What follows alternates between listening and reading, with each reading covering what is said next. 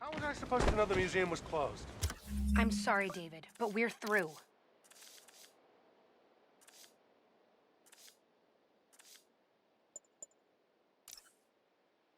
As you probably heard, Spider-Man stopped the crime boss Hammerhead's thugs from robbing the Museum of Contemporary Art.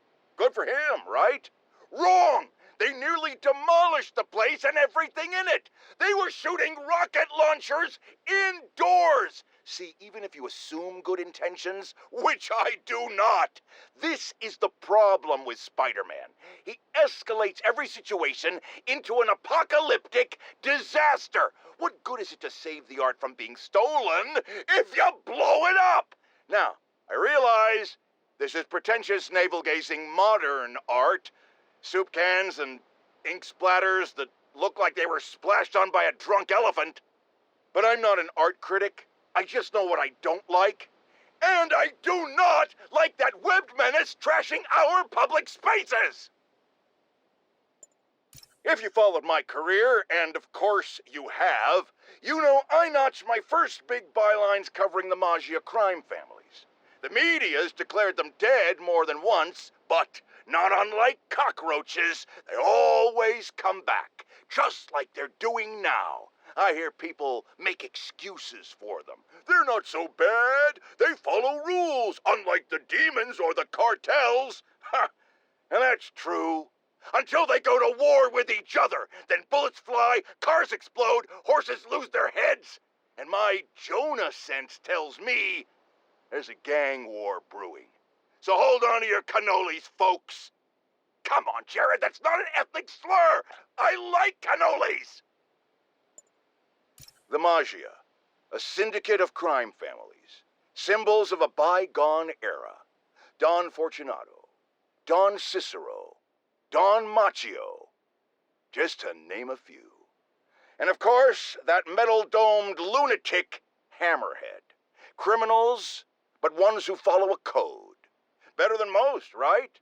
Wrong! They toss their code out the window the second it's inconvenient, because a criminal is a criminal, and they are by definition cowards, lowlifes, and scum. I brought down the Maggio virtually single-handed in the 80s and early 90s, and let me tell you right now, I stand ready to do it again. I am not afraid of them, not one bit. You want me? Come and get me. That's all the time we have. Jared, go start the car. No, I'm the boss, and I say you do it. Oh, stop crying. Guess who's confirmed to be back in town? That feline felon, the Black Cat. Seems she led Spider-Man on a merry chase before getting away. Ever notice how that happens a lot with him and her? Funny how he can hold on to a dinosaur man or a human rhino with no problem, but a mere slip of a girl gives him so much trouble. Look, it's not that long ago when I was a young man myself. I get it.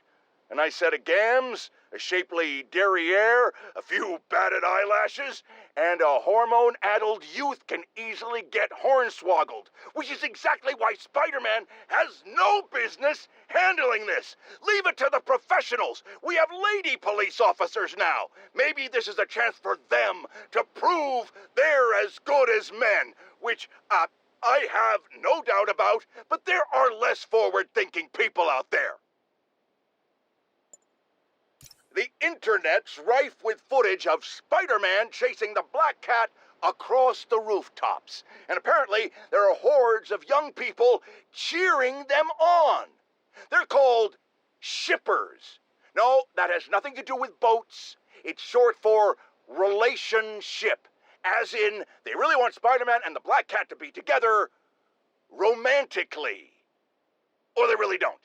And they have quite intense arguments about it. Flame wars, I believe, is the term. You know, in my day, we didn't have time for flame wars about shipping. You know why? Because we had jobs. So here's J. Jonah Jameson's public service announcement to our youth.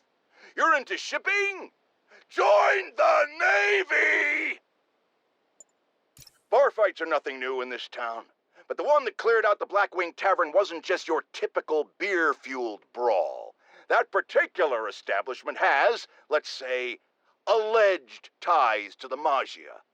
And guess who was right smack in the middle of it? Spider-Man and the Black Cat. At this point, I think it's fair to ask, who is on whose side here? Are Spider-Man and the Cat working for rival Maggio families? Or the same one? Or, and remember, I always think 10 steps ahead, are they starting their own family? Huh? Huh? Huh? It would explain a lot about why Spider-Man, who clearly has no respect for the law, takes down criminals. Less competition for him and his gun mall floozy. We might just have Bonnie and Clyde in spandex on our hands. You youngsters won't recall, but there was an earlier Black Cat. A criminal from the old school. And of course, like everything else these days, they had to reboot it with a woman. Now, no one loves women more than Jonah Jameson. In a respectful, non-harassing way, of course. I just think this new Black Cat is a bad example for our young ladies. The original stole and took his chances. He didn't try to convince us he could be a good guy like this Jezebel did, remember? She ran around playing the crime fighter until it became clear she was stealing from the very crooks she arrested, which proves the point I always make: a Black Cat cannot change its spots. I know they don't have spots, but you get my meaning. Wait. Jared tells me black leopards do have spots. You just can't see them. I was right after all. Ha! My loyal listeners have called in reports of Spider-Man recklessly vandalizing public works, smashing open power relay boxes and other structures relating to important public and private services. Some have even said it appears he's looking for something, but he never leaves with anything. My friends, I think it might be time to consider that Spider-Man might just be a few sprinkles short of a sundae. Not that dressing up like a bug and swinging around the city is the behavior of a well-adjusted individual, but now, either he's looking for things that aren't there, meaning he's delusional, or he's venting uncontrollable rage. And either one of those possibilities means it's time to call the man in the white coats with big butterfly nets. That's still a thing, right, Jared? What do you mean it never was?